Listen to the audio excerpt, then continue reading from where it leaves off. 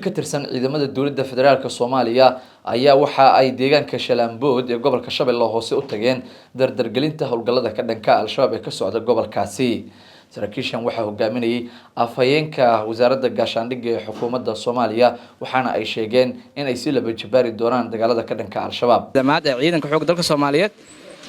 ururka daraawiishta Soomaaliyeed daraawiishta booliska Soomaaliyeed iyo saraakiisha qaybada kala duwan waxaan uga mahad celinaa sida Shalambood ee nabad uga dhigeen iyo hareeraheeda si nabadgelyo halkan ku imaanay waxaan meel badan ayaa marnay masaajidka ayaan tacliiq ka jeedinay waxaan marnay isbitaalka magaalada Shalambood sidaas oo kale ayagana waxaan uga mahad celinaa sida ay u daryeelayaan bukaanada kala duwan waxaan rabnaa inaan wacyigelin kala duwan sameeyno howlgalladii dalka ka socda halkeeda ka sii wadno guutada lixaad waxay mas'uul ka tahay laga bilaabo Shalambood ilaa Baraawe meelo kala duwan ee gobolka Shabeellaha Hoose ka shaqeysaa waxaan rabnaa marka guutada lixaad in badan ay khawaariijta sida Buulamareer oo kale ay ku burburisay oo biijiye kala duwan ayaa meedadkooda looga qaaday sidaan taariikhda ku hayno waxaan rabnaa taariikhda hore u dhigteen mid ka fiican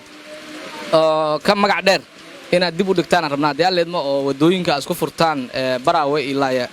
magaalada Muqdisho marka guutada lixaadna si gaar ah ayaa ugu horeynaa maadaama dhowr iyo 10 sano